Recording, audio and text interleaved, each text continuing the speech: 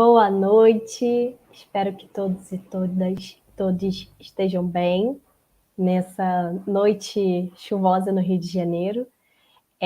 Hoje teremos um tema super importante, necessário e potente, né, que é a descriminalização das drogas. Mas antes, a Alana tem alguns informes, alguns recadinhos, então, por favor, prestem bastante atenção, que estamos recheadas de informação. Olá, boa noite a todos, todas e todes. Eu trago alguns recados, como a Marina disse, bem importantes antes da gente partir para esse tema, que é sobre a lista de presença, a importância de vocês acessarem o link, ficarem ligados no chat para acessar o link, preencher direitinho, confirmar a presença. Estamos indo aí para a reta final do nosso curso, então é muito importante contabilizar a presença, contabilizar as atividades que vocês têm respondido. Então, não deixem de fazer essas duas ações, né, porque elas que vão garantir a carga horária do curso.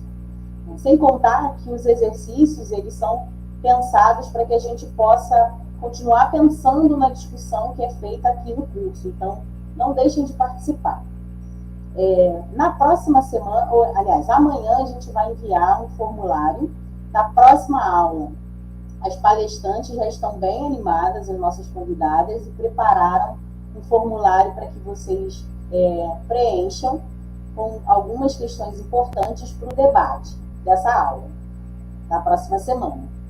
E na semana passada a gente enviou um formulário do curso para a gente conhecer um pouquinho melhor o público que está aqui participando, conhecer melhor esses jovens que estão aqui conosco todas as quintas-feiras. Então, não deixem de preencher, responder, de olhar os e-mails e ficar aí ligado nas temáticas, nas atividades e nas solicitações que o curso faz, tá bom? Como a Marina disse, o nosso tema de hoje é um tema que tem tudo a ver com juventude, que tem tudo a ver com os debates sobre que a gente tem feito aqui no curso, que é a descriminalização das drogas. A gente precisa debater sobre isso, pensar sobre essa temática, sobre essa questão, e trouxemos hoje 2 convidados que vão discutir o tema, que vão trazer algumas reflexões para que a gente possa depois fazer um exercício que também já foi enviado no e-mail. Então, fiquem ligados no que os nossos convidados vão trazer para que vocês possam fazer o exercício aqui no final. A gente vai receber agora a Karine Gil. Karine Gil é assistente social, formada pela UFRJ e mestranda em Sociologia pela IESP-UERJ. Essa mulher preta aí maravilhosa, que atualmente é pesquisadora do grupo Casa UERJ e realiza estágio de pós-graduação no setor criminal da Defensoria Pública da União. Desenvolve pesquisa na área de sociologia urbana, com ênfase em mercado ilegal de drogas, infância e juventude. Karine Gil, seja muito bem-vinda nessa noite de quinta-feira, para brilhantar ainda mais o nosso curso, trazer aí todo o brilho da sua juventude, toda a sua potência na discussão que você faz sobre esse tema. Boa noite. Obrigada, Alana. Posso começar já? Vocês vão passar os slides? Ó, gente, então vou começar. Para reforçar um pouquinho o que a Alana falou, eu sou Karine, sou assistente social, e aí eu estou no meu primeiro ano de mestrado agora, estou fazendo mestrado em Sociologia. Durante a graduação eu estudei, né, na minha monografia, Criança e Adolescente no Comércio Ilegal de Drogas. Então agora eu estou dando continuidade à minha pesquisa, estou dando outros enfoques para ela. E o tema central de hoje é a criminalização das drogas, né? E quando a gente pensa em criminalização das drogas e juventude, eu acho que é legal a gente pensar, assim, em 2 pontos diferentes, né? Porque, na maioria das vezes, a gente acaba pensando como essa criminalização das drogas afeta as pessoas jovens e as pessoas adultas até quando elas estão na ponta, né? Quando elas estão no sentido de usuárias de drogas. Então, assim, eu tento trazer uma outra perspectiva na minha pesquisa, não pensando pelo lado do usuário, também pensando pelo lado dele, mas principalmente pensando nessa juventude que está inserida dentro desse mercado, inserida nesse mercado como parte da hierarquia de trabalho, tendo a mão de obra dela explorada, né? Trabalhando ativamente dentro desse mercado. Então, a minha apresentação hoje para vocês vai ser mais nesse sentido, de pensar nos jovens que estão inseridos dentro dessa hierarquia numa relação de trabalho, na forma como eles se aproximam desse mundo, desse mercado ilegal de drogas. E assim, a gente pensando em criminalização, a gente entende que isso é completamente direcionado para a existência desse mercado, né? Então, esse comércio varejista de drogas, ele existe também porque a criminalização existe. Caso as drogas fossem descriminalizadas, as relações que existem em relação a esse comércio se dariam de forma diferente. Então, por isso que eu vou começar agora a fazer a minha apresentação. Ela é baseada um pouco no meu TCC, que foi sobre esse tema também, né, como eu falei para vocês. E aí, de início, assim, né, eu tento pensar em como o mercado ilegal de drogas ele se constituiu no Rio de Janeiro. Essa é uma análise baseada nos estudos do autor que chama Michel Missi, na dissertação de mestrado dele, ou de doutorado, não estou tendo certeza agora, mas é de 1999. E é importante ressaltar aqui para vocês que nem todos os autores que estudam o mercado ilegal de drogas têm essa mesma percepção de temporalidade da constituição desse mercado, né? Então, o que eu estou dizendo aqui para vocês é com base no Michel Missi e é com base no que eu acredito também. E aí, eu entendo que esse mercado ilegal de drogas ele tem 3 pontos específicos de temporalidade, né?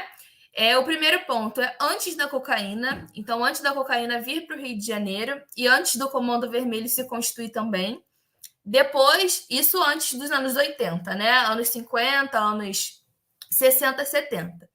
E aí, já nos anos 80, tem a chegada de grande cocaína no estado do Rio de Janeiro.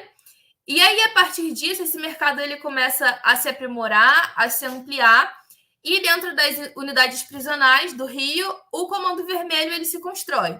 E aí, a partir disso, existe também a definição dos territórios, né? Então, a gente consegue entender que essas facções que se constituíram nesse período, elas já estavam definindo aí onde cada uma iria ocupar na cidade, e aí, a partir disso, novos conflitos iriam se constituir também.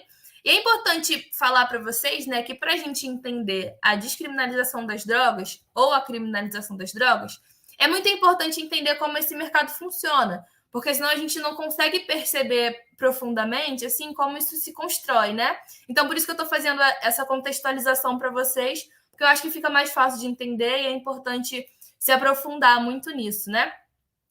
E aí, depois dos anos 80, né, quando a gente já chega nos anos 90, existe uma ampliação dessas disputas territoriais e novas facções surgem também. Então, o Comando Vermelho, ele é protagonista, mas ele não é o único. Então, existem outras facções, como Terceiro Comando, que depois acontece um racha e se torna o Terceiro Comando puro. E também tem o Amigo dos Amigos. E aí a gente percebe que esse mercado varejista de drogas no Rio de Janeiro, ele é completamente influenciado por como essas facções se constroem também, né? Porque esses conflitos territoriais, esses conflitos armados, que existem tanto entre a polícia quanto e as facções, quanto entre as próprias facções, eles constituem como esse mercado funciona no Rio, que é uma forma bem particular que outros estados, por exemplo. E a inserção de adolescentes e jovens e até crianças nesse mercado também é particular no Rio de Janeiro e não se dá da mesma forma uniforme em todo o Brasil ou também no comércio internacional. Mas aí, pensando no Rio de Janeiro, esses 3 pontos são muito importantes para a gente pensar em como isso acontece. Pode passar para o próximo slide. E aí, pensando já na mão de obra infantil, e quando eu digo infantil, eu incluo também adolescentes e até jovens. E aí, primeiro, assim, quero fazer uma contextualização também, porque a forma como a infância ela é entendida dentro desses espaços é muito engraçado. Vou dar um relato breve aqui para vocês sobre isso, porque eu estava fazendo uma entrevista assim, de campo para minha dissertação, né? E aí eu entrevistei uma moça que é residente do Santa Marta, ela não está inserida no mercado legal de drogas, mas ela está inserida no território. E aí eu perguntei para ela se ela via muitas crianças, assim, muito novas, trabalhando nesse mercado, né, lá do Santa Marta. E aí ela falou que não via crianças trabalhando lá, porque geralmente as crianças tinham a partir de 10 anos, quando elas entravam para essa rotina de trabalho. E aí eu fiquei me questionando, como que crianças de 10 anos não são vistas como crianças? Porque em alguns outros espaços, crianças de 6 anos já estão praticando alguma atividade assim em relação a isso. Então, a forma como a infância é entendida de diferentes formas no que tange a essa construção, assim, é importante também da gente perceber, né? Porque às vezes, né, pensando, eu vou falar um pouco mais para frente sobre as hierarquias, mas as hierarquias mais baixas são constituídas por crianças mais novas. Mas as mais altas, às vezes, a pessoa não tem nem 18 anos. E ela já tem uma posição de chefia, de importância, sendo considerada como adulta há muitos anos, né? Então é importante a gente pensar nisso aqui quando eu falo sobre mão de obra infantil. E aí, antes do advento das facções, lá para os anos 80, 90, como eu falei para vocês, não havia recrutamento de mão de obra infantil no mercado legal de drogas. Então, não acontecia como acontece hoje em dia, que elas têm posições muito mais demarcadas e muito mais com relações trabalhistas também.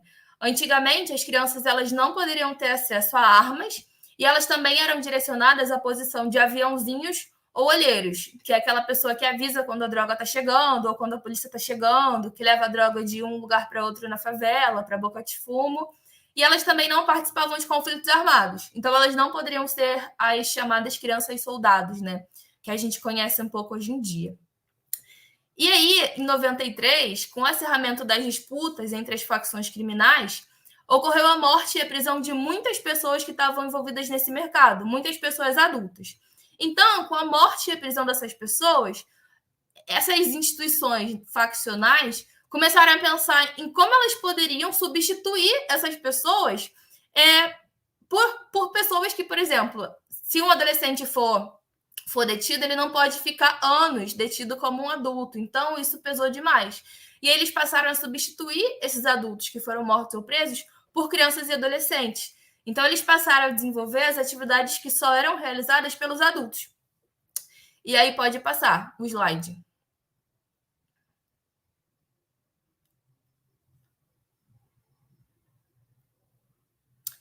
E aí, pensando, né, como eles passaram a se inserir ali pela década de 90 dentro desse mercado, com posições mais trabalhistas e posições mais importantes, é interessante também a gente pensar em como acontece essa aproximação e recrutamento. Pensando nesse contexto da década de 90, mas já trazendo para hoje em dia, porque isso super cabe aqui.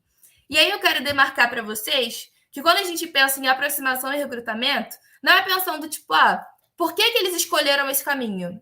Por que crianças e adolescentes foram trabalhar no tráfico, entre aspas? Por que isso acontece? A gente não quer entender o motivo individual deles ou determinar que eles se aproximam e se inserem nesse mercado por conta de alguma coisa ou de outra coisa. Não é isso. A gente tem que tentar perceber as relações sociais que envolvem essas questões, alguns pontos que podem contribuir, mas não determinar que um adolescente entrou para esse mercado porque ele é pobre ou ele não estudou. A gente não pode considerar determinismos sociais dentro disso. Então, a nossa ideia aqui é apenas tentar pesquisar e tentar perceber as condições sociais, as relações sociais que perpassam e atravessam essas relações de trabalho. E aí, alguns pontos que eu consigo perceber dentro da bibliografia que eu usei na minha monografia e agora que eu estou usando para dissertação também, é que a convivência no território é um ponto crucial, assim, porque a familiaridade com as pessoas que estão envolvidas nesse mercado fazem você estar inserido ali também, né, inserido nesse convívio, e aí, por conta disso, você é o adolescente, tá, gente? E aí, por conta disso, você acaba realizando algumas funções iniciais simples, desde comprar um refrigerante para o pessoal da boca de fumo, até levar uma arma de um lugar para o outro, para alguém que precisa. Então, você acaba se inserindo ali de forma devagar, mas quando você vê, você já está envolvido e tendo uma relação trabalhista. E aí, essa parte de possibilidades sociais, identificação e identidade são umas partes que são muito trabalhadas por essa autora que eu coloquei aqui, que é a Alba Zaluar, no livro dela que chama A Máquina e a Revolta. A Alba ela fez uma etnografia na Cidade de Deus, e aí numa das partes da pesquisa dela, ela tenta entender a relação do que ela chama de bandido. E aí ela tenta, assim como eu, né, perceber o que acontece para essa aproximação e esse recrutamento dessas pessoas. E ela entende que as possibilidades sociais, como a fonte de renda, as condições de trabalho, salários mais vantajosos, fazem parte, assim, dessa forma facilitadora, né, de uma aproximação e até de um recrutamento.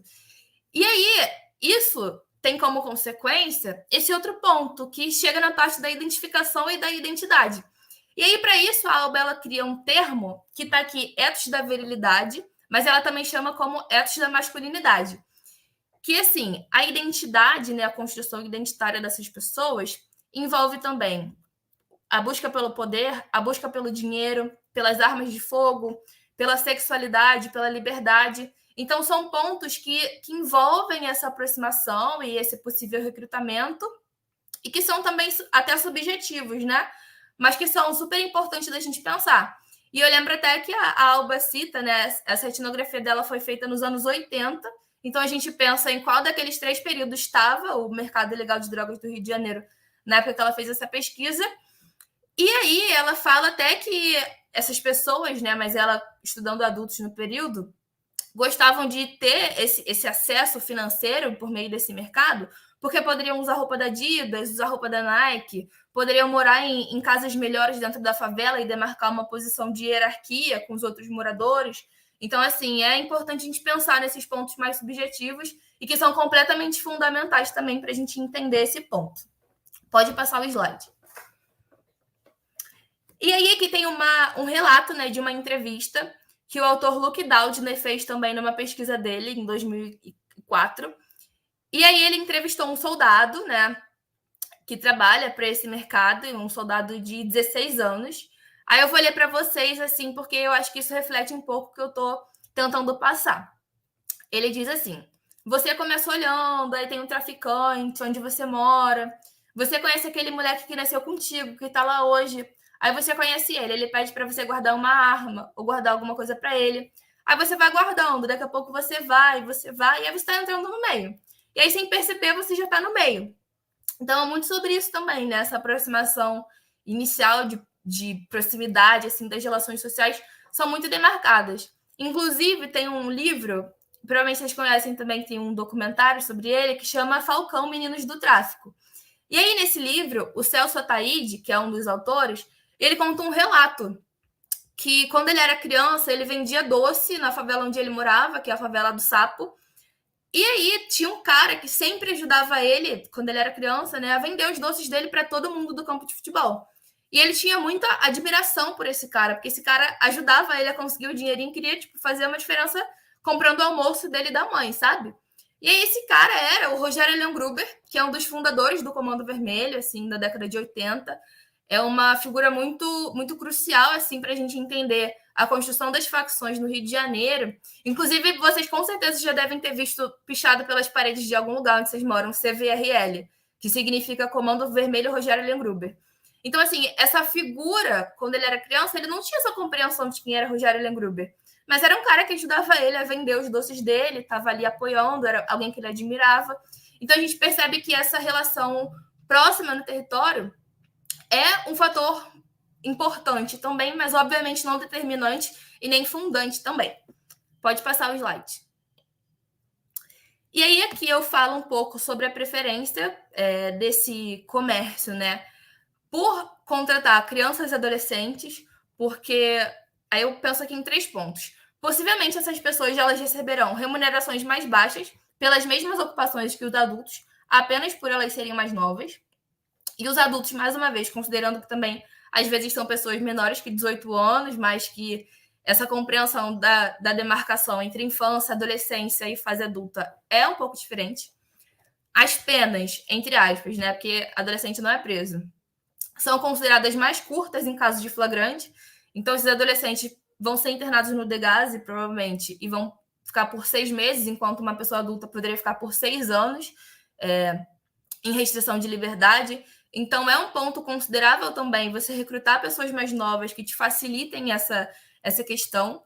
E elas também são consideradas mais capazes para realizar determinadas funções no movimento. E a linha de frente é predominantemente ocupada por esses jovens. Então, nas bocas de fumo, né? Ou então em posições da favela em que elas podem estar mais de frente com os possíveis conflitos que podem acontecer, né? Por exemplo, nessa posição de aviãozinho, de fogueteiro também, os mais novos ocupam, né? Então, porque se ocorre um conflito armado, eles são a linha de frente, eles são os que vão ser atingidos por isso em primeiro lugar, e eles são os mais descartáveis também. Pode passar para o próximo slide. Aí eu fiz um organograma para a gente entender um pouco sobre e visualizar sobre essa hierarquia que eu estou falando e entender quais são essas posições que esses jovens e adolescentes ocupam dentro desse mercado varejista de drogas. A posição inicial, né, a posição mais alta, ela é ocupada pelo dono, que é o dono do morro, o dono da favela. Ele tem uma posição de chefia, então ele é a pessoa mais importante dali da facção naquele território. Abaixo do dono tem o gerente geral, que é como se fosse o braço direito dele, que tem mais funções administrativas e financeiras, inclusive. E aí o gerente geral ele tem o seu fiel, que é o braço direito do gerente geral, então é uma pessoa que tem atividades demandadas por ele também, atividades de importância.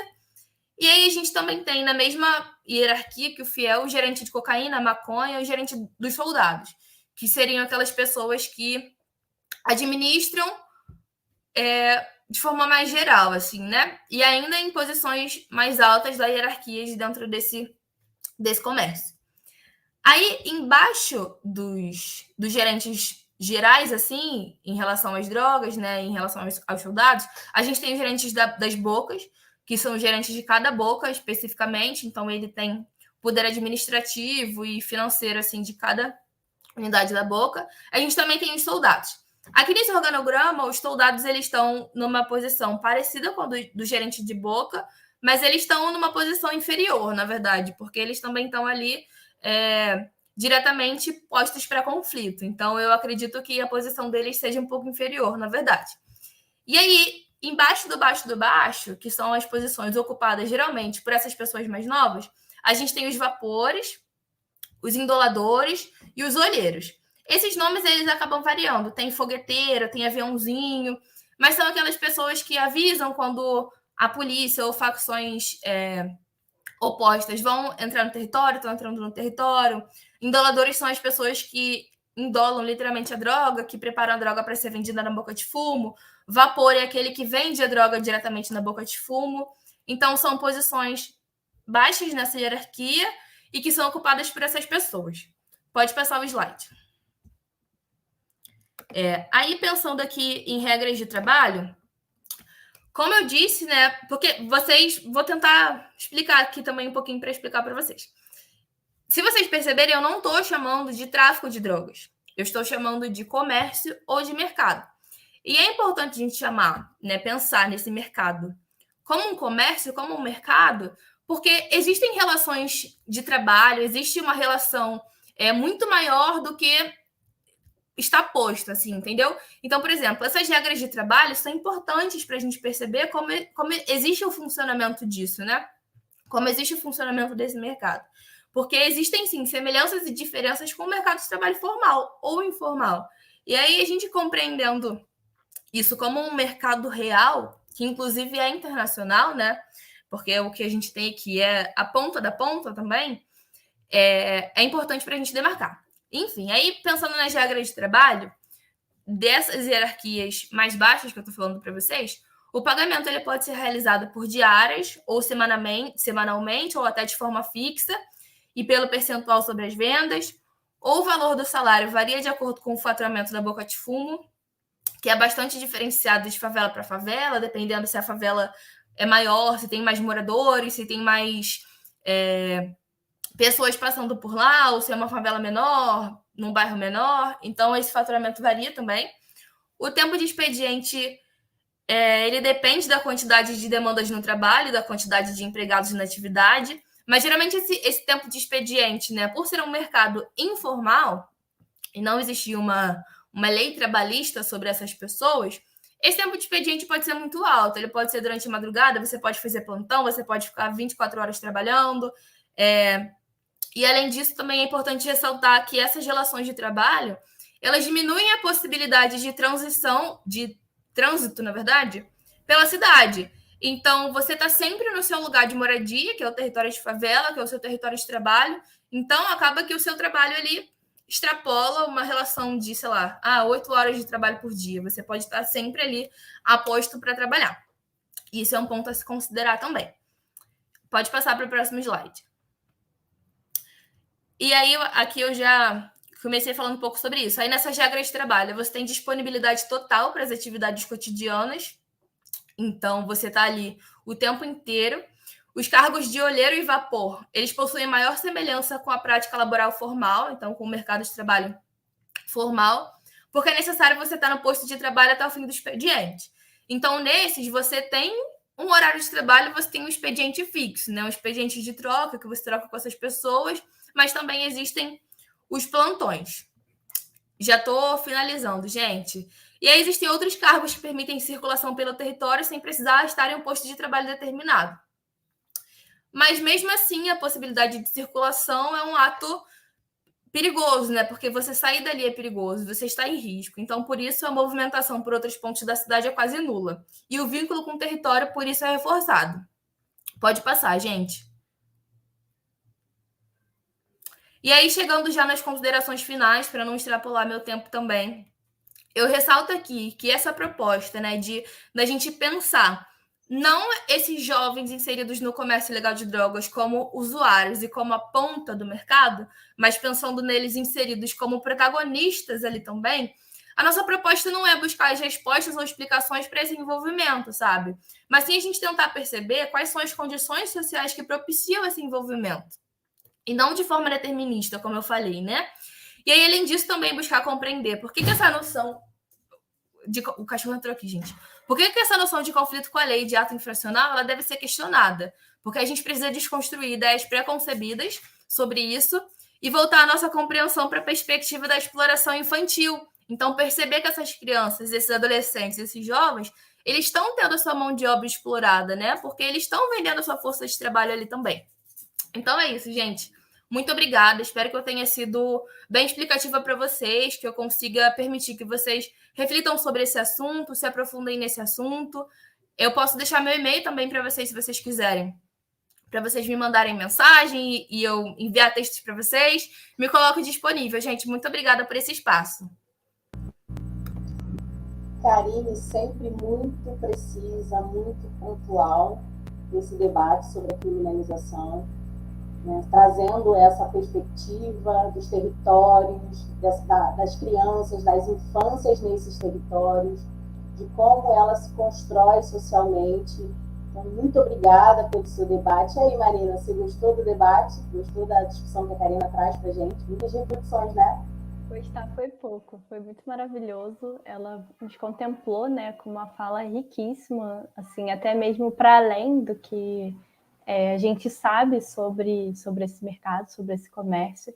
Então, foi muito bom, assim, estou aqui refletindo bastante ainda sobre a fala dela e tenho certeza que os cursistas também, né? A gente está contando com a participação de todos aqui no chat, então, por favor, mandem, né, as perguntas e até mesmo dúvidas para que a gente possa fortalecer ainda mais esse debate.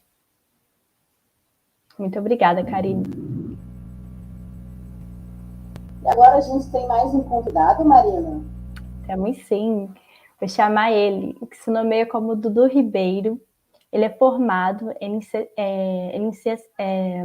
licenciatura em História pela UFBA, especialista em Gestão Estratégica de Políticas Públicas pela Unicamp, cofundador e coordenador executivo da Iniciativa Negra por uma Nova Política sobre Drogas e membro da rede latino-americano e do Caribe de pessoas que usam drogas. Seja bem-vindo, Dudu. Um enorme prazer te receber aqui. E, por favor, sinta-se à vontade para falar um pouquinho sobre essa temática tão importante para a gente. Boa noite. Obrigado, Marina, Alana. também a professora Joana, Karine, que me antecedeu. Peço desculpa por ter chegado um pouquinho assim atrasado. Eu comecei ouvindo do carro que eu tenho em São Paulo. Eu sou de Salvador, mas estou aqui para algumas agendas. Acabei chegando 5 minutinhos atrasado, mas deu para ouvir bastante da apresentação de Karine. E parabenizo também ela pela apresentação.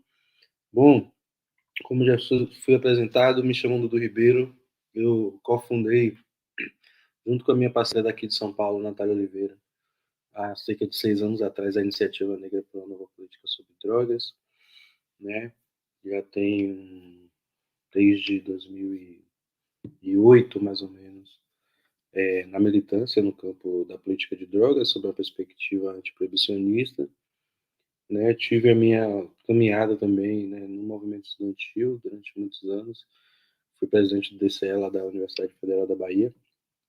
E foi na universidade, inclusive, que eu comecei a minha militância no campo da política de drogas a partir de um episódio de violência e repressão ao consumo de maconha na faculdade, que gerou uma repercussão, e nós começamos lá a nos organizar. Na verdade, a gente produziu um cine debate para falar sobre esse tema, e a partir daí foi entrando cada vez mais fundo no mundo das drogas, né? No mundo da política de drogas. E sou também fundador, né, membro fundador da Rede Latino-Americana e do Caribe de pessoas que usam drogas, que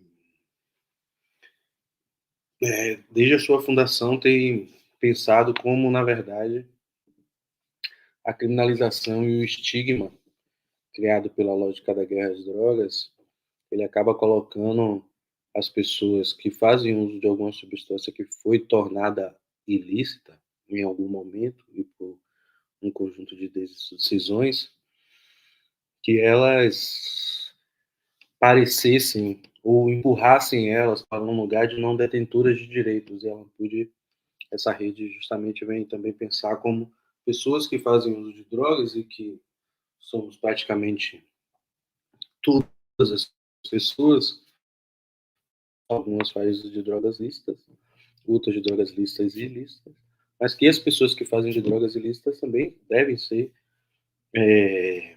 protagonistas da formulação das políticas sobre drogas, né?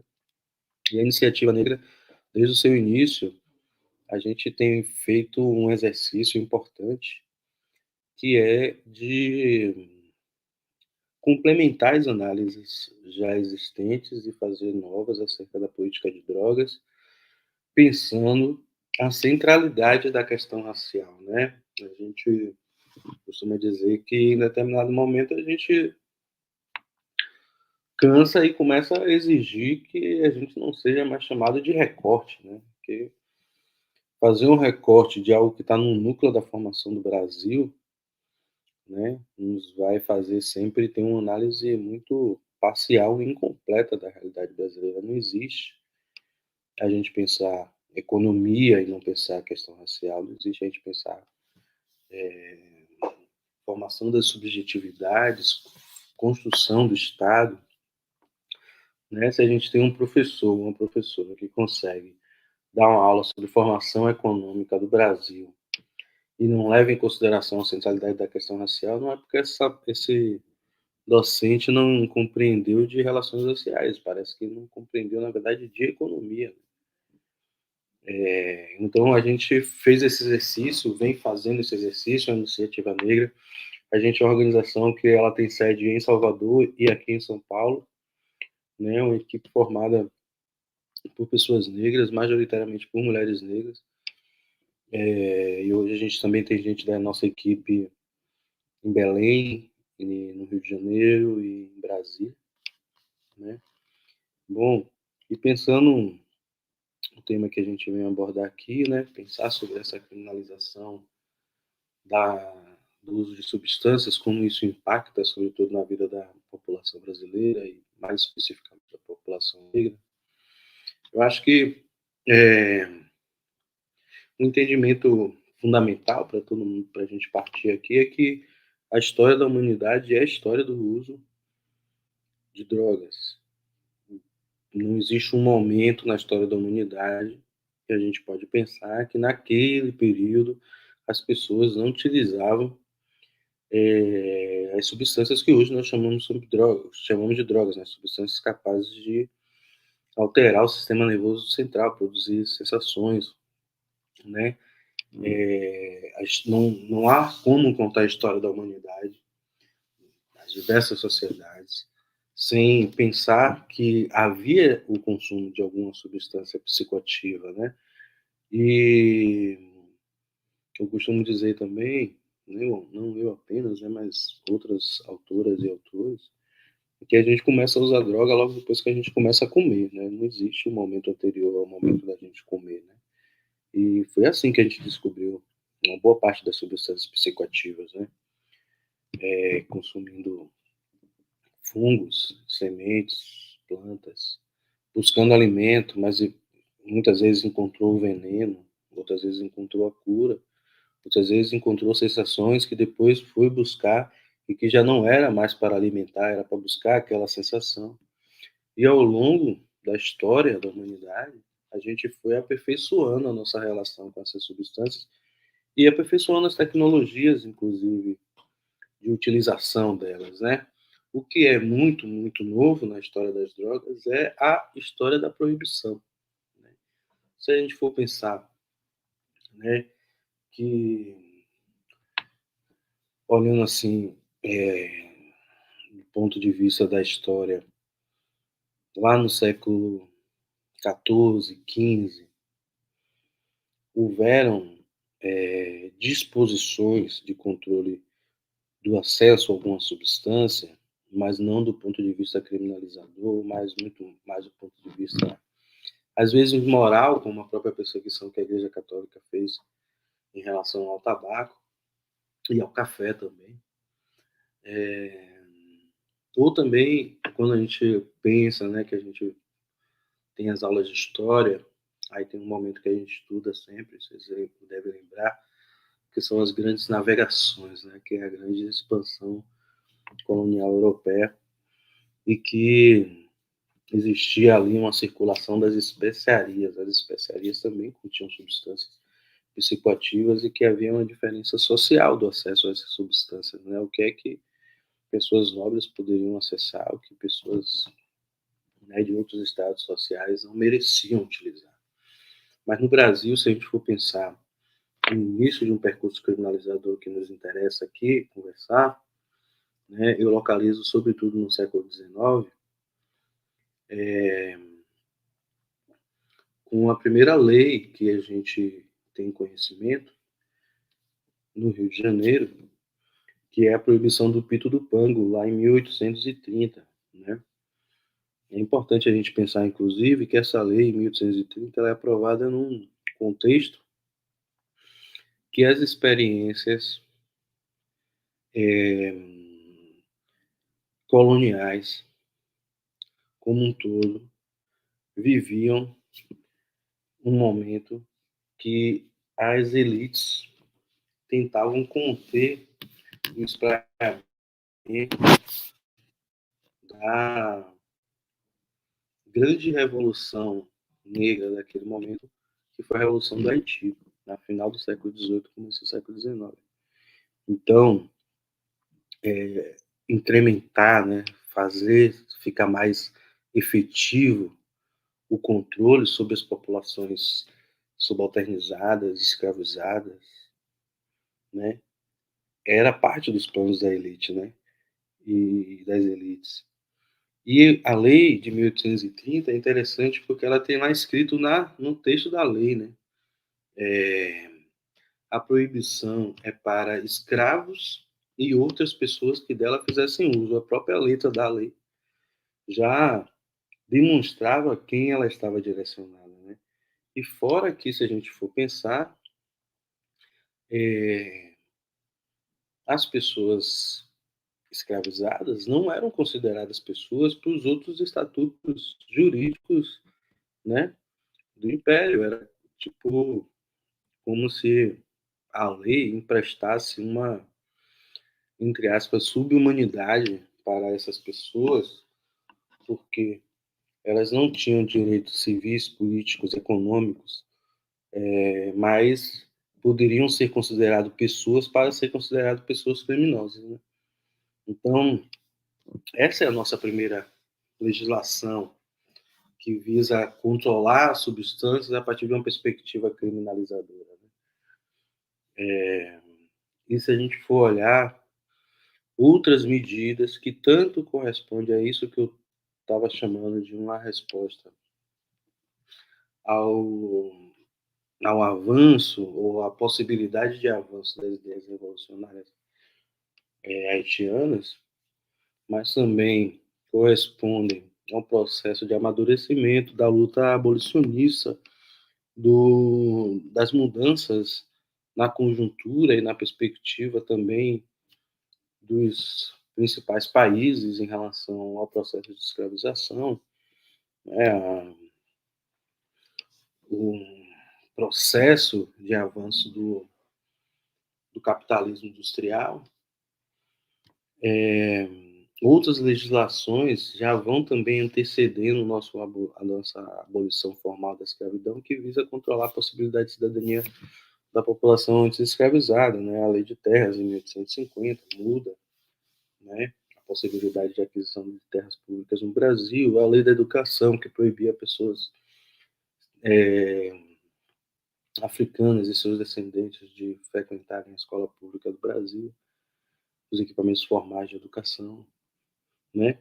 E aí é legal a gente pensar que nos Estados Unidos também avançava, nesse segunda metade do século XIX, uma perspectiva criminalizadora das substâncias psicoativas, também conectada com essa lógica do avanço do capitalismo industrial, pensando, sobretudo, a proteção dos espaços no trabalho para pessoas estadunidenses brancas, né? Tinha isso,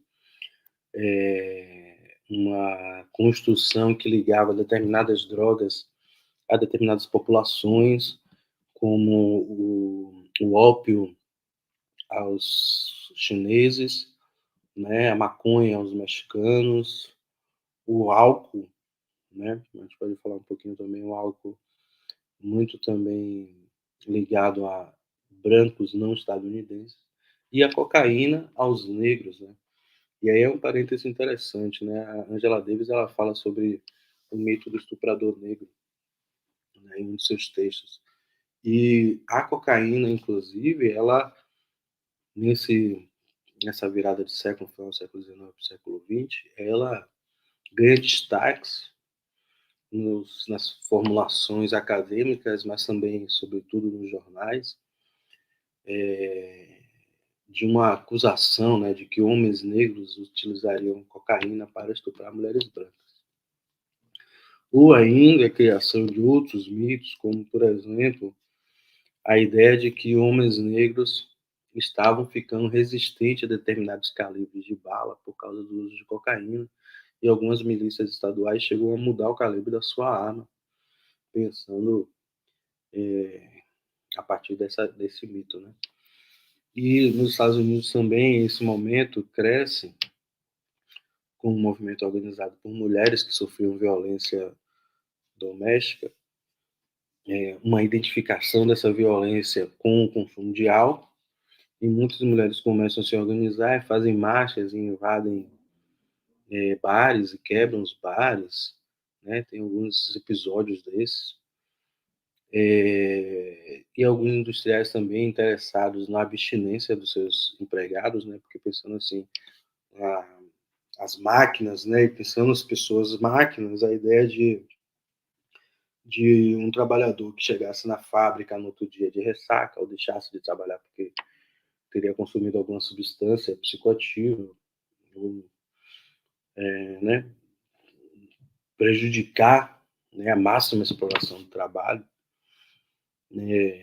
Alguns industriais também começam a financiar esses movimentos de abstinência do álcool, né, de sobriedade, né. Vão sendo aprovadas várias leis estaduais até quando chega no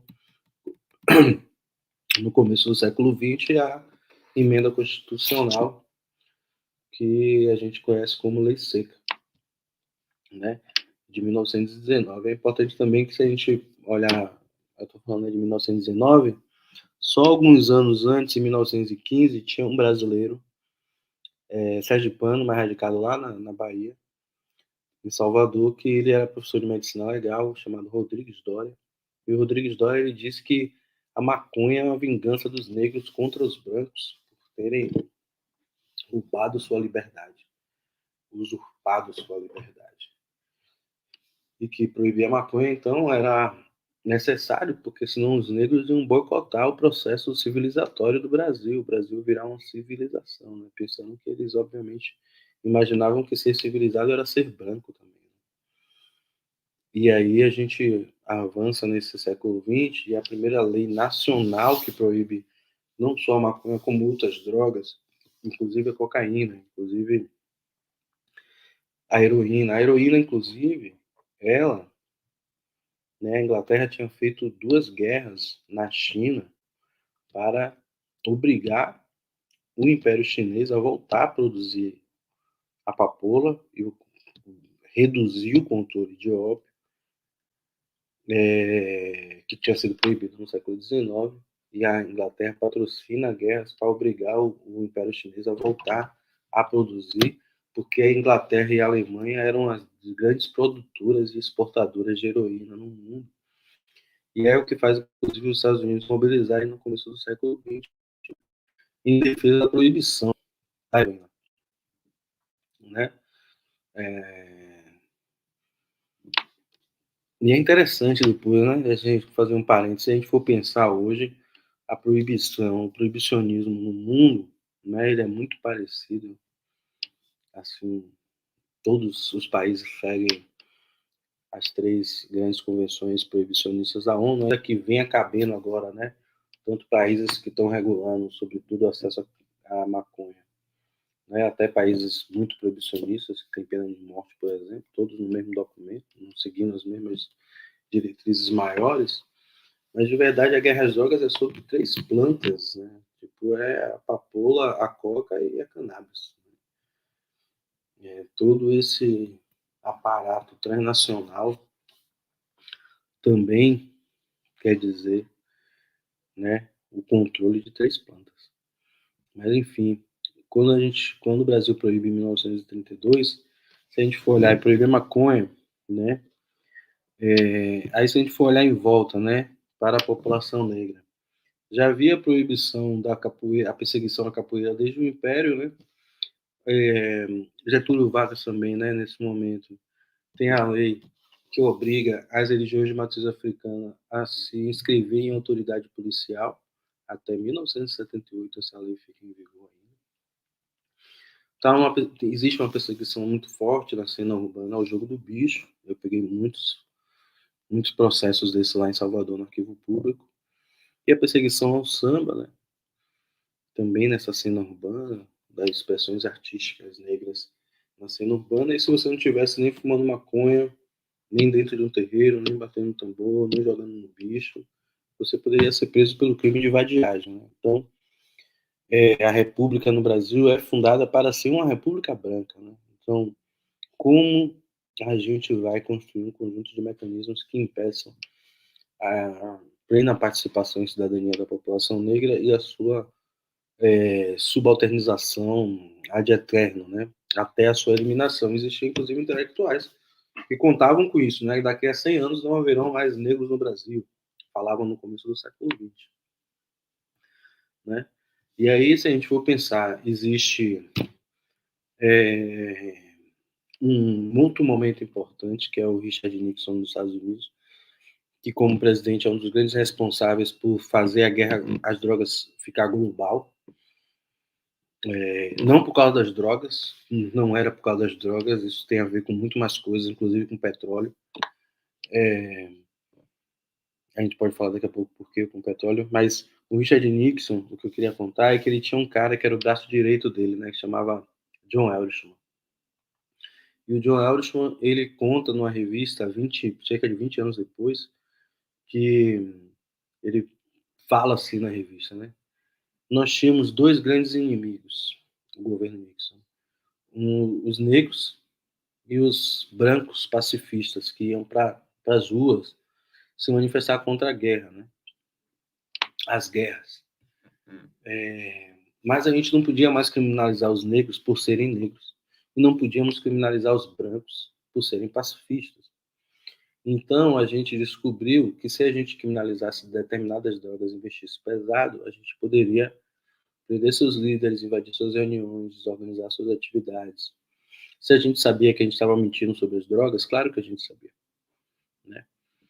E isso é um ponto importante e fundamental no mundo para tornar as drogas o inimigo número 1, porque virou o inimigo número 1 da América, né? E a América, todo ciclo, talvez, não sei, de 10 anos, eles inventam um novo inimigo número 1, né? Já foi o Saddam Hussein, já foi o Osama Bin Laden, já foram as drogas, né? E aí eu queria chegar nisso, né, no conceito de guerra, para a gente pensar o que a gente vive hoje no Brasil, né? Porque quando a gente fala guerra, a gente não está falando só de um slogan que é para chamar a atenção ao combate às drogas. Não é isso. A guerra, ela exige, primeiro, um inimigo. E qual é o inimigo? O inimigo não é as drogas, né? Porque conceitualmente guerra quer dizer um conflito armado entre pelo menos 2 grupos de pessoas. Não um grupo de pessoas contra um grupo de substâncias. Então a gente tem que procurar. Peraí, se é uma guerra, então tem inimigo. Então quem são os inimigos? Os inimigos foram determinados historicamente, né? Quando a gente fala lá do Pito do Pano de 1830, que eu estava falando, da lei, quando a gente fala da fala do Rodrigues Doria, quando a gente fala que intelectuais previam o desaparecimento da população negra, quando a gente fala o que o John Elishman disse na entrevista, a gente compreende que nós fomos eleitos como os inimigos, né? E não foi agora. Antes, inclusive, da criminalização das drogas, nós já não éramos nem humanizados, né? E é importante, obviamente, a gente sempre ressaltar que a gente nunca perdeu a nossa humanidade independente do processo colonial, né? Nós mantivemos a nossa humanidade e chegamos até aqui também graças aos nossos processos de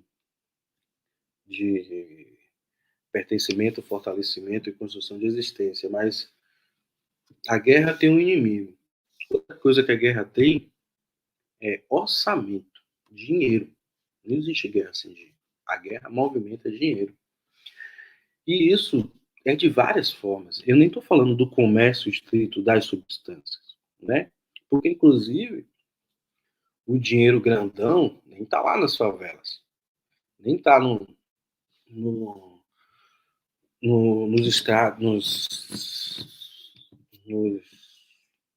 organograma, né, que Karine Gil apresentou antes ali, né? Ela mesmo estava falando, por exemplo, sobre pessoas que estão ali e nem podem se movimentar na cidade, né? Então, tipo, o dinheiro grandão tá onde, gente? O dinheiro grandão tá, por exemplo, em bancos, né? Porque não existe um comércio que movimenta cerca de 500 bilhões de dólares por ano e não tem lavagem de dinheiro.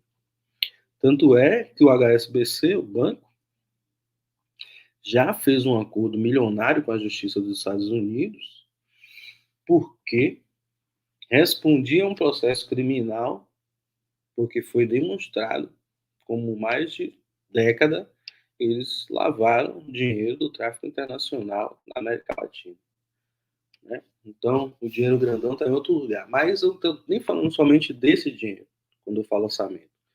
Falando sobre as nossas vidas do ponto de vista mais prático possível, a guerra às drogas define também o orçamento que vai para as nossas comunidades, porque o gestor ele toma a decisão sobre o investimento nos nossos territórios a partir da lógica da guerra às drogas. A partir de uma coisa que a Secretaria de Segurança Pública mostra para ele que chama mancha criminal.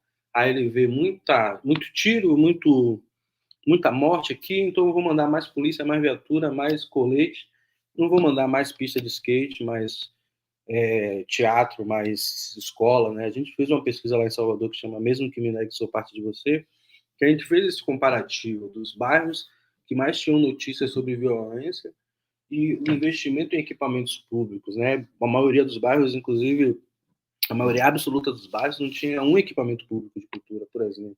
Ou tinha escola fechando, ou tinha posto de saúde fechando, né?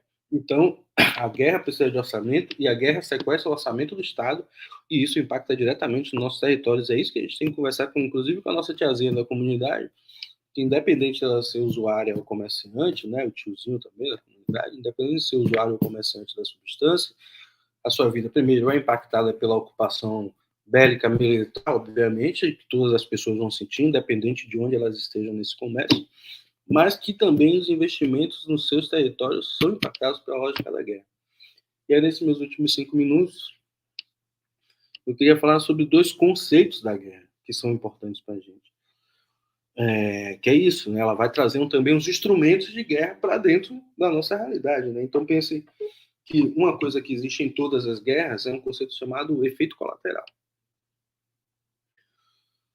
O efeito colateral acredito que todas entendam, né? É a ideia de que você vai ter resultados que não necessariamente estavam no plano, mas que eles são necessários para atingir o objetivo final.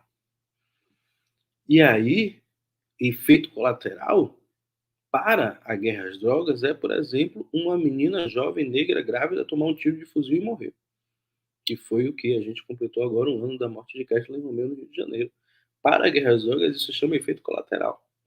E os nossos corpos, as nossas vidas vão virando números, estatísticas, porque eles são efeitos colaterais de uma guerra que precisa ser vencida, que seria, entre aspas, contra as drogas.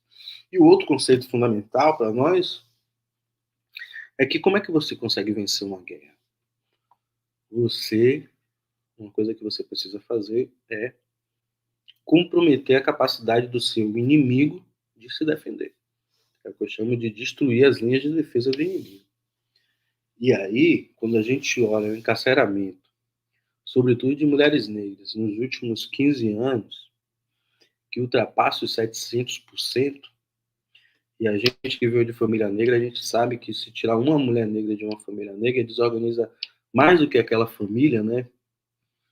Desorganiza mais de uma família, aí você tira várias mulheres negras de várias famílias, aí você desorganiza comunidades, aí você vai tirando várias mulheres negras de várias comunidades. Isso, para mim, é uma visualização de como a guerra às drogas compreende a forma de eliminar parte fundamental da linha de defesa do povo negro, no caso, as mulheres negras. Então, a guerra, ela não deve ser vista só como um slogan, né? Ela tem que ser enxergada sobre os vários aspectos que ela impacta na nossa vida no dia a dia, que não é só o governador conservador, e até porque mesmo os governadores do campo da esquerda têm um discurso muito parecido na área de segurança pública com os governadores da direita, e eu falo isso como um cara que veio da Bahia, governado por um governador do campo da esquerda, e que vai para a televisão falar mal de audiência de custódia, que a audiência de custódia solta bandido, e a audiência de custódia é um direito da pessoa presa, que já é estigmatizada, que já é desumanizada, que já tem um conjunto de restrição de direitos. Mais de 40% das pessoas que estão presas ilegalmente no Brasil por estarem em prisão provisória, e aí o governador acha que o problema da segurança pública é que a audiência de custódia solta bandido, né? Então, é importante que a gente consiga compreender como a guerra sequestra o orçamento, traz os conceitos fundamentais para a relação que nós temos e que o Estado tem com as nossas vidas. Então, mesmo quando ela não vai ser pronunciada, ela acaba sendo pronunciada, né? E ela também é a justificativa, aí é o último ponto, para qualquer tipo de barbárie que acontecer em nossas comunidades. Pode ter um batalhão, né? Qualquer cidade do Brasil. Imagine uma cena assim, vou terminar com isso. Uma cena, um batalhão perdeu alguém, e isso, gente, é uma alegoria, mas que acontece muito. Um policial foi morto, não porque ele foi perseguido por um bandido e morto. Era um policial que estava envolvido no crime. Aí esse policial é morto. Aí um batalhão chega, senta e diz assim: vamos invadir aquele lugar e vamos matar quantos a gente conseguir. Nesse nível de tranquilidade. Porque quando eles descerem, eles vão dizer: nós viemos combater o tráfico de drogas. No Jacarezinho foi o quê? Nós viemos combater o aliciamento de crianças, aproveitando o tema de Karine e Gil, o aliciamento de crianças para o tráfico de drogas. Ou então, e isso faz efeito nos nossos vizinhos e vizinhas. Morreu não sei quem, porra, morreu, que pena. Mas aí o repórter joga logo na sequência: suspeita-se que estava envolvido com o tráfico de drogas. Então tem uma motivação para morrer. Então, eu termino aqui fazendo um chamado a vocês acompanharem também a campanha que a gente vai estar lançando junto com a Plataforma Brasileira de Política de Drogas, que é uma rede que é uma de 50 organizações do Brasil, e agora, no final do mês de agosto, no Rio de Janeiro, inclusive, a gente vai lançar a campanha que chama A Democracia Também é Vítima da Guerra às Drogas. Né? Porque é isso. Quando a gente está falando do povo negro, nós estamos falando do Brasil, né? Não estamos falando da maioria da população.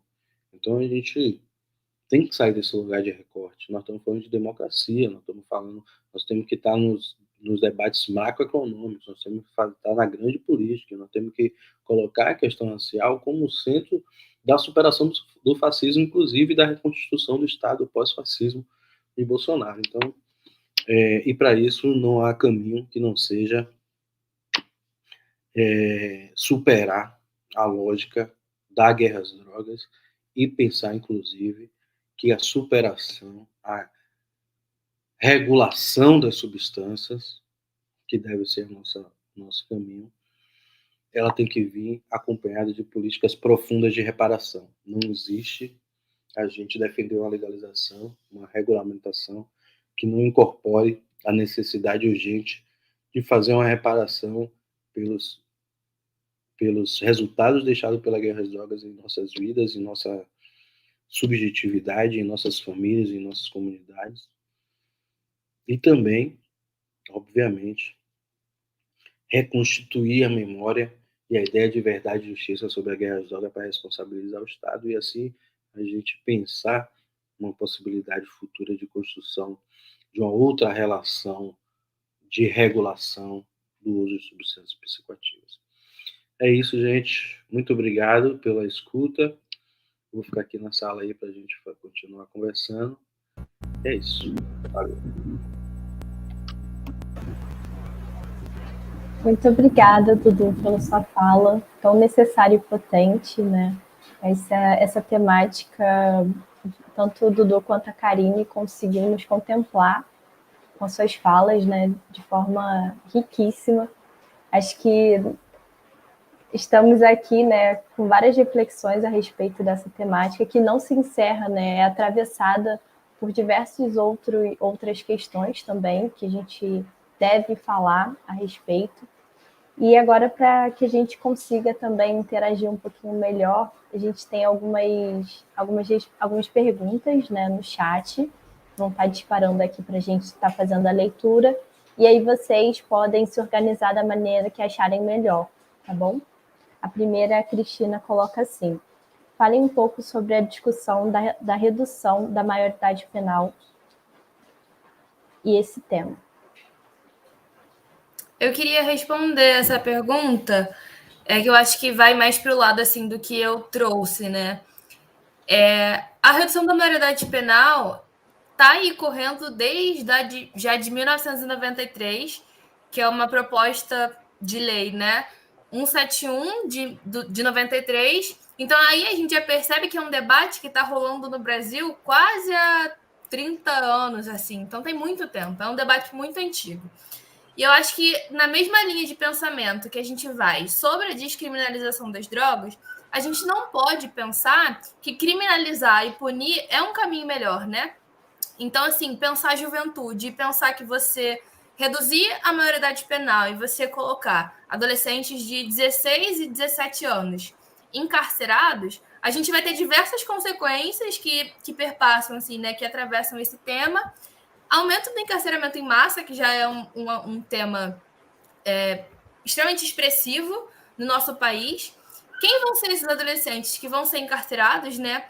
E qual a necessidade, inclusive, da gente encarcerar e ir por esse lado da criminalização e da punição. Então, acho que esse debate é um debate muito antigo, mas que, mesmo sendo de 93, durante todo esse tempo, existiram várias outras propostas de lei e emendas à Constituição, e todas que envolvem esse tema, mas todas, na minha percepção, né? Vou falar uma coisa que não fazem sentido nenhum, porque não existe uma comprovação, assim, entre aspas, empírica de que é melhor você prender para você evitar que adolescentes se insiram no mercado ilegal de drogas ou cometam algum tipo de crime, e que se eles forem realmente presos, isso vai ser efetivo de alguma forma. Então, assim, a gente tem que sempre pensar em ir pelo lado da não criminalização e da não punição também. Então, acho que isso aproxima um pouco o debate das drogas e do encarceramento e do racismo estrutural também. E eu acho que, espero ter respondido, assim, essa é a minha percepção sobre esse assunto.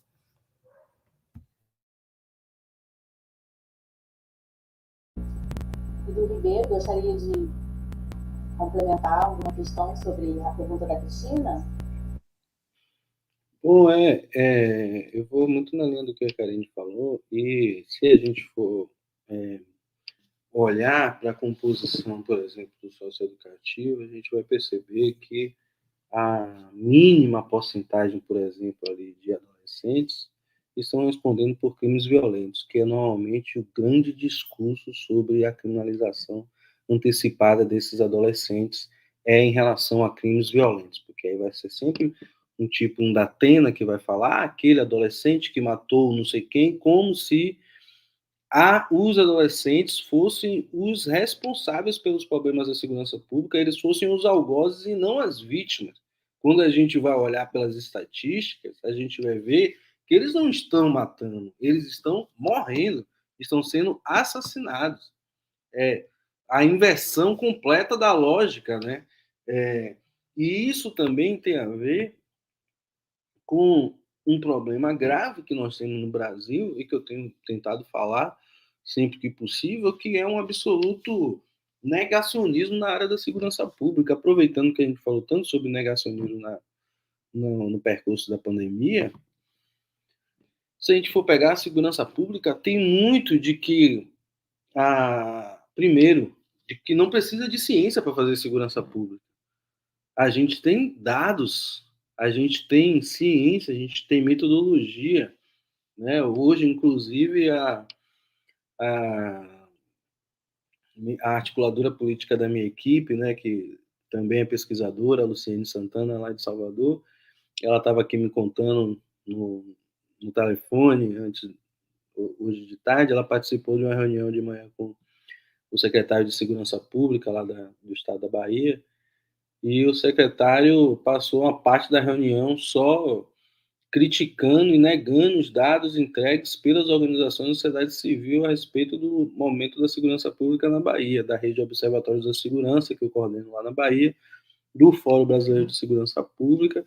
É sempre a resposta a negar os dados. E isso é o que cria esse ambiente também, que nesse campo da maioridade penal permite essa inversão da lógica, a desinformação, a ideia completamente dissociada da realidade, né? As pessoas acharem que as pessoas estão sendo mortas no Brasil por adolescentes, elas não estão sendo mortas por adolescentes.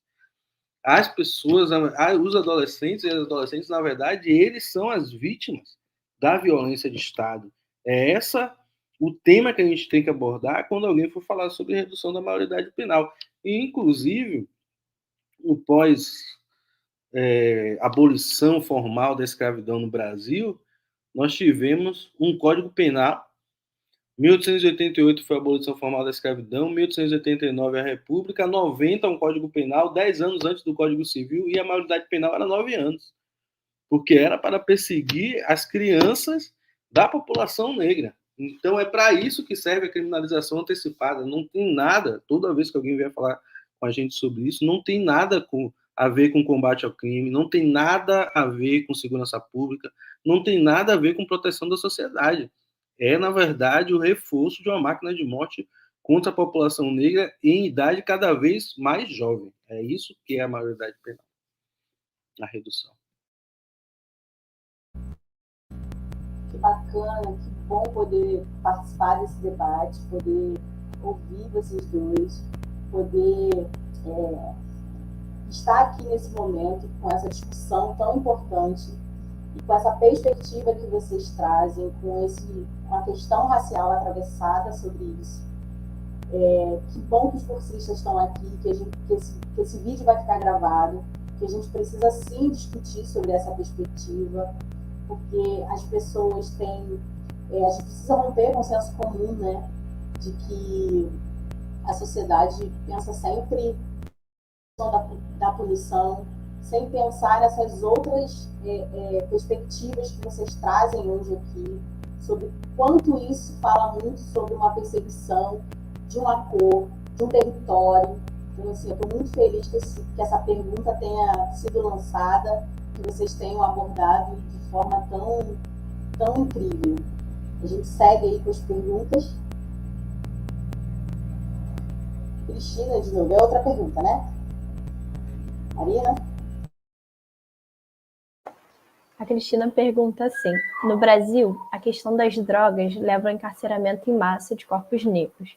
Vocês acham que isso também é um fator determinante na hora da formulação das propostas? Qual de vocês querem responder primeiro? Ou vocês acham melhor nós colocarmos um bloco de perguntas e aí vocês respondem ao final? Pode ser? Então vamos lá. A pergunta da nossa queridíssima Alana. É comum observar como policiais abordam homens negros agressivamente, justificando de que são traficantes, enquanto homens brancos são apenas usuários. A questão racial aí fica nítida. Quais estratégias para vencer essa disputa desigual? Alana, quer ler a pergunta da Paola? Vou ler. Paola Souza pergunta: boa noite. Poderiam falar um pouco mais sobre a coordenação de políticas antidrogas da Prefeitura? E aí seria a Prefeitura do Rio de Janeiro, talvez? A gente tem cursistas assim, do Brasil inteiro. E a Gabriela pergunta: esse debate fez com que eu lembrasse de um documentário chamado 13ª Emenda, que conversa muito com algumas problemáticas que foram colocadas aqui. E parabéns pela explanação. Foi muito enriquecedor. Concordo.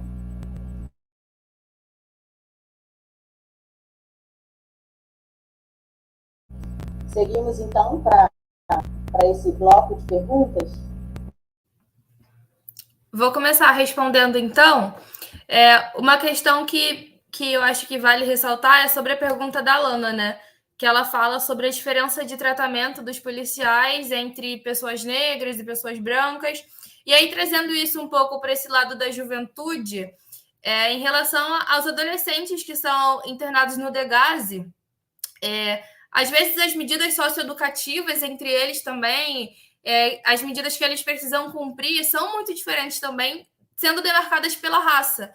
Muitas vezes, isso é um fator crucial, inclusive, assim, porque os juízes, né, muitas vezes entendem que, e esse é um pensamento que para na nossa sociedade de forma bastante expressiva, que adolescentes negros são perigosos, que adolescentes negros são bandidos, que adolescentes negros são traficantes, enquanto os adolescentes brancos, eles são os estudantes, o estudante de medicina, o estudante do Pedro II, é aquele que merece não ter restrição de liberdade, então ele tem só algumas restrições de direitos, ele tem que comparecer no CREAS, e enquanto isso, o adolescente negro, ele sofre uma restrição de liberdade, porque provavelmente depois desse menino, na compreensão do juiz e dessas pessoas, né, ele provavelmente vai ser preso no futuro, então é melhor que ele fique aqui agora, porque se ele for lá para fora, ele vai voltar para o tráfico, assim, entre aspas, né? Então, acho que essa diferença, ela começa já na fase da adolescência, né, dessas pessoas, e isso perpassa também pela fase adulta, tanto no tratamento institucional, como também no tratamento da rua, em que numa abordagem policial, como a Lana falou, uma pessoa negra é considerada traficante, enquanto a pessoa branca, se ela está levando não sei quantos quilos de cocaína no carro, as notícias saem como se fosse um estudante de medicina que teve drogas apreendidas com ele, né? Enquanto a pessoa negra ele é um bandido, e às vezes essa pessoa negra nem tem a chance de responder por si, porque ela é assassinada e ela é violentada muito antes. Então, acho que é sempre importante quando a gente pensar nessas questões, tanto de droga, quanto de punitivismo, quanto de encarceramento, as demarcações raciais, que são fundamentais, como o Dudu estava falando bastante também, né? Então, acho que, assim, a gente está num país que a construção social, né? A formação social do Brasil, ela é baseada nisso. Inclusive, eu tenho aprofundado meus estudos um pouco nesse assunto. Então, assim, não tem como a gente deixar que isso não seja atravessado pelas nossas compreensões, sabe? Isso me chamou bastante atenção no comentário da Lana. Gostei muito.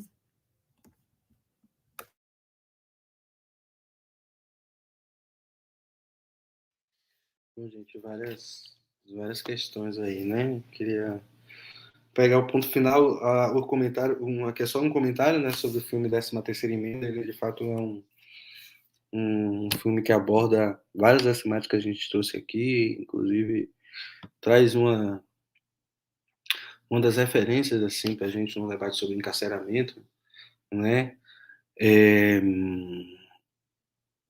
Eu acho que alguém trouxe o tema do encarceramento, né? Eu estou falando da Michelle Alexander, que lançou o livro A Nova Jim Crow, que aqui no Brasil foi traduzido como A Nova Segregação, né? Que nos Estados Unidos ela estava falando de Jim Crow, eram as leis dos Estados Unidos, um conjunto de leis que a gente vai lembrar da história, né? A posição da Rosa Parks, por exemplo, em relação a não trocar de lugar no ônibus, eram aquelas leis que tinham essas separações nítidas raciais, escola para brancos e negros, ônibus separados e ruas, né? Hoje, grande parte das pessoas que estão encarceradas, entre mulheres, 70% por crimes relacionados à lei de drogas, entre os homens é 1/3, né? Então, hoje a lei de drogas, ela impacta de forma decisiva no encarceramento no Brasil, né? E fora isso, também sempre bom a gente reforçar isso, né? Eu fico, sempre que eu sou chamado a falar com a imprensa lá em Salvador, né? Ou fora de Salvador também, eu sempre faço questão de ressaltar que as organizações, primeiro que eles adoram falar assim, crime organizado, a partir de um conceito que parece que deixa de fora que esse crime organizado ele só existe com a participação, conivência, incentivo de poderosos grupos econômicos, pessoas bem posicionadas na estrutura do Estado. Nada surgiu ali nas nossas comunidades e virou uma organização. E uma grande responsabilização, uma grande responsabilidade, inclusive, em relação ao amadurecimento das organizações ligadas ao comércio das substâncias ilícitas, tem a ver com o nosso altíssimo encarceramento. Muitas das organizações, das divisões, das batalhas, da vida, do comércio na rua, acontece organizado dentro das grades também. Então, a opção do Estado pela guerra às drogas é que criou essas organizações. É o que há muito tempo a gente já falava de que quem criou o tráfico foi a proibição, né? Da proibição nasce o tráfico, foi a campanha que o Centro de Estudos da Segurança e Cidadania daí do Rio de Janeiro lançou há anos atrás, né? Da Julita Lengruber, que não deve ser parente do Rogério, mas enfim, o SESEC lançou isso há muito tempo atrás para a gente demonstrar, inclusive, né, para a gente primeiro romper essa lógica de uma naturalização do crescimento de uma criminalidade dentro das nossas comunidades, porque vem lá, inclusive, dos intelectuais ligados à escola de Lombroso e aquela ideia do criminoso nato, né? Isso aí atravessa a história do Brasil, porque a criminalização das drogas, quando a gente não conta essa história que eu e Karine estávamos contando aqui hoje, as pessoas internalizaram que essas drogas elas são proibidas quase que de forma natural, que tipo assim, elas sempre foram proibidas, que elas sempre foram consideradas perigosas. No começo do século XX vendia cocaína na farmácia, para dor de dente. Tem inclusive, vocês podem colocar aí no Google agora, no Google Imagens, cocaína para crianças. era um rótulo, normalmente vai aparecer, na verdade, em inglês, né? Cocaine for Children. Era um rótulo de algo comercializado nos Estados Unidos, mas, obviamente, falando sobre a aplicação medicinal da cocaína. Se a gente for pensar, o estigma da criminalização das drogas leva as pessoas a imaginarem que, por exemplo, a maconha sempre foi proibida. A cocaína sempre foi proibida e sempre foi um problema. Esquece, inclusive, que parte fundamental da psiquiatria se desenvolve a partir da relação dos pacientes de Freud com a cocaína e do próprio intelectual, né? E se a gente for pensar hoje, por exemplo, no Brasil, o grande demônio do mundo das drogas ilícitas é o crack.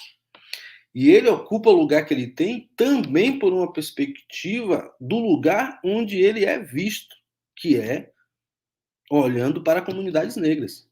E elas não são as únicas pessoas que utilizam crack, mas elas são as que ficam visíveis na televisão.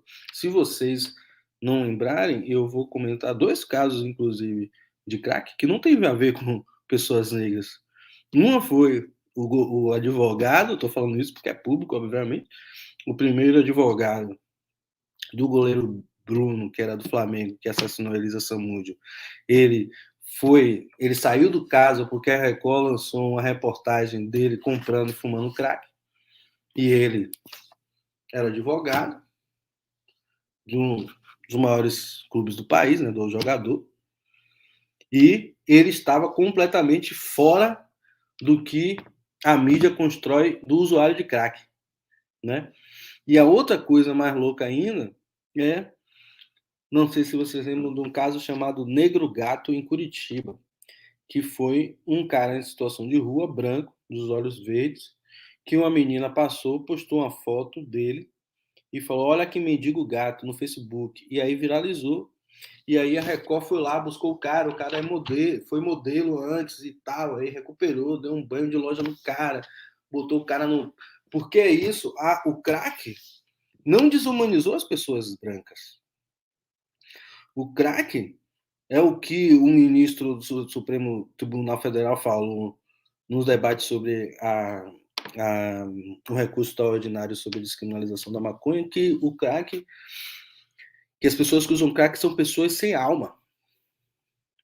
Então, daí, isso só vem da racialização do debate, porque ele não está falando do mendigo gato, ele não está falando do advogado do goleiro do Flamengo.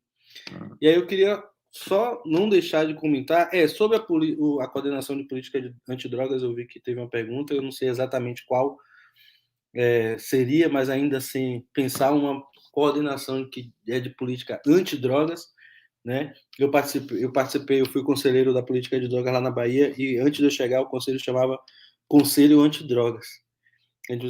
Como assim a gente cria um conselho de combate às drogas, né? Hoje o conselho é conselho de política sobre drogas. A única comentário que eu faria sobre a coordenação é que não deveria ser antidrogas. É mais sensato que seja de política sobre drogas. Mas, o que eu falei aí, a imagem das crianças, cocaine, aí tá vendo embaixo, que é para dor de dente, esse two-take aí é drops, era pastilha para dor de dente, cocaína de uso medicinal, hein? Mas teve uma pergunta, não sei se botou aqui embaixo, mas que eu queria ajudar, que alguém perguntou sobre a diferença entre descriminalização e legalização, e eu queria poder falar bem brevemente. Foi Marina Vilela. A descriminalização, ela diz respeito à conduta do agente, deixar de ser crime, uma coisa que hoje é considerada crime. Por exemplo, a lei de drogas, ela criminaliza o uso no artigo 28 e são, acho que 16 ou são 15 verbos no 28 e 18 verbos no 33, que é guardar, vender, portar, ter em depósito, vários verbos. Então, se a gente descriminaliza o uso de drogas, a conduta deixa de ser crime, o que não quer dizer o que só a legalização é capaz de fazer, que a sua produção, distribuição e pesquisa estará dentro de um regulamento. A legalização, e eu tenho, na verdade, muito mais falado regulamentação, para tentar deixar mais nítido para as pessoas que o que a gente defende, inclusive, é um controle, porque parece, as pessoas acham que legalização é liberação. Não, nós estamos defendendo que existam políticas de controle que sejam determinadas pelo Estado e não pelo mercado ilícito. Porque, inclusive, as pessoas estão usando drogas de pior qualidade, que afetam mais ainda a sua saúde, por causa do mercado ilícito. Então, a pessoa vai cheirar cocaína, as pessoas não cheiram cocaína mais no Brasil. As pessoas cheiram pó. E ali vai várias misturas de outros remédios, mas também de várias outras coisas muito mais bizarras, né? O fermento é o mínimo, mas tem muito mais coisa mais bizarra, né? Então, a legalização, ela permitirá que nós estabeleçamos processos de produção, distribuição, controle de qualidade, pesquisa, porque uma lei regulamenta isso. A descriminalização vai ser um ato de deixar de ser crime. Deixa de ser crime, e isso pode acontecer se o Supremo Tribunal Federal terminar de votar o recurso que ele está votando há mais de 4 anos, que é um recurso extraordinário, de repercussão geral, que foi para o plenário, que o Gilmar Mendes já votou, que o Barroso já votou, e que o Fachin já votou, e todos votaram a favor da descriminalização. Só que quando chegou no Teori Zavascki, na época, ele pediu vistas e depois ele morreu. E aí, o processo foi para o Alexandre de Moraes, e aí ele precisa botar de novo em debate para os demais ministros terminarem de votar. Isso vai declarar o artigo 28, que é sobre uso, inconstitucional. Então, deixa de ser crime você portar uma substância para uso pessoal. O que não quer dizer que vai ser legal você vender a substância ou produzir a substância, né? Então, a descriminalização só não basta. Posso finalizar respondendo essa pergunta que colocaram aqui agora? Fica à vontade. Como trazer a regulação sobre o uso de maconha para a agenda de discussão? Então, no ano passado avançou na Câmara dos Deputados um projeto de lei, que é o 399, que foi um projeto de lei que é um projeto de lei ainda bastante incompleto, mas que traz algumas novidades interessantes que a gente deve debater, né? Há uma questão sensível e fundamental, que é a possibilidade de dificultar ou não fortalecer as iniciativas das associações que no Brasil hoje já fornecem cannabis medicinal para diversos pacientes. Se a gente for pegar a maior de todas, que é a Abrace na Paraíba, são mais de 30 mil pessoas atendidas, né?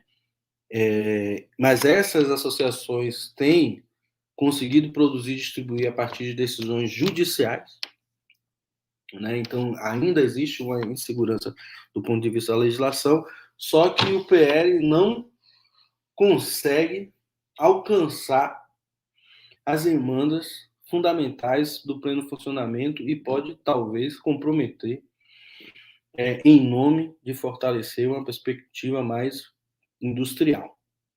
Mas eu acho que tem outras coisas contidas no projeto que, sobretudo para nós, povo negro, a gente tem que trazer para a discussão. Uma é a previsão de entrada da cannabis medicinal no SUS a partir da Farmácia Viva.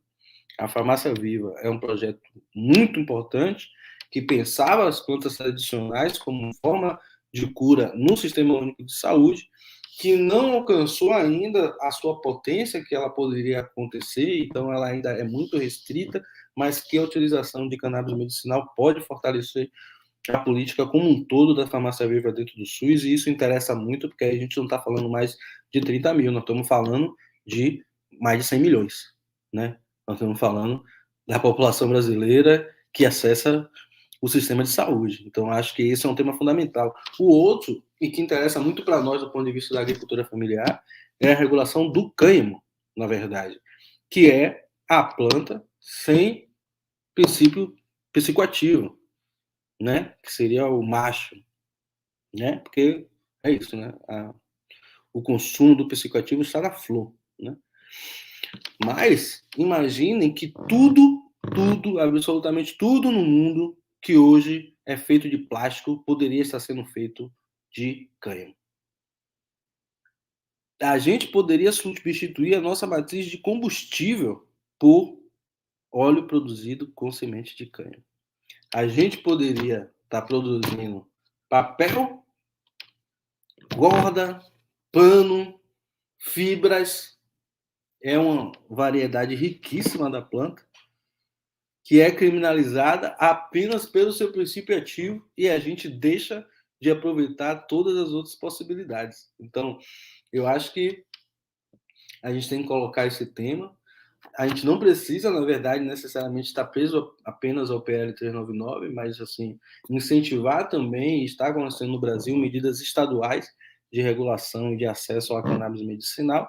E nós temos também que sempre dizer que não podemos cair na armadilha desse negócio de maconha medicinal é boa e a outra maconha de uso adulto, né? Porque tudo é maconha. Não tem uma maconha boa, a maconha do bem, a maconha do mal.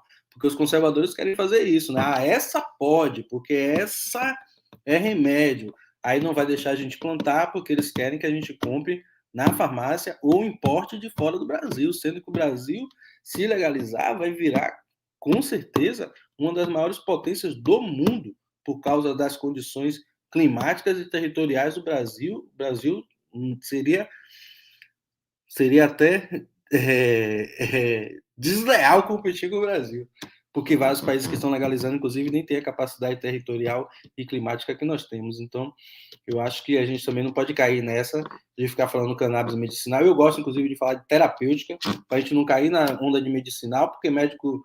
Aí você vai deixar de ser criminalizado e vai ser medicalizado. Vai entrar numa outra lógica também de cerceamento da sua liberdade. Então, muito mais cannabis terapêutica e pensar que tudo é maconha, na verdade, né? Debate incrível, que noite incrível. Eu espero que os cursistas estejam ligados aí em todo o debate de hoje, para fazer o exercício que será importante de pensar o que mudou, né, na perspectiva de vocês na noite de hoje, porque na minha aqui, ó, tá borbulhando. E aí, infelizmente, a gente não consegue avançar no debate por conta do horário. Então, eu aqui me despeço de todos vocês, agradecendo a presença e pedindo que vocês falem aí o boa noite, as palavras finais aí para os cursistas. Gente, muito obrigada por esse espaço, muito obrigada, Alana, Marina. Acho que a aula de hoje foi muito boa, acho que a gente conseguiu, assim, salientar muitos aspectos sobre esse tema, né, que são muito importantes, e é muito legal todo mundo sair daqui hoje refletindo com mais esse tipo de conteúdo na bagagem. Eu acho que vai contribuir muito para todo mundo. Então, estou muito feliz, espero que tenha conseguido auxiliar vocês a pensar um pouco, refletir um pouco sobre isso. E agradeço muito a atenção de todo mundo. Beijinhos. Valeu, gente. Muito obrigado. Agradeço o convite. Estaremos sempre à disposição. Só queria falar que deixei aí também no chat o link da Iniciativa Negra para quem não conhecia ainda. Obrigado, Karine, Marina, Alana e Joana, né? Foi bom ter passado essa noite aqui com vocês. Muito obrigado. Muito obrigada, gente. Obrigada aos nossos convidados maravilhosos, aos cursistas. E estamos encerrando aqui nossa 11ª aula de forma brilhante, com o cachorro também adorou. E é isso, gente. Muitíssimo obrigada. Foi lindo o debate, extremamente necessário.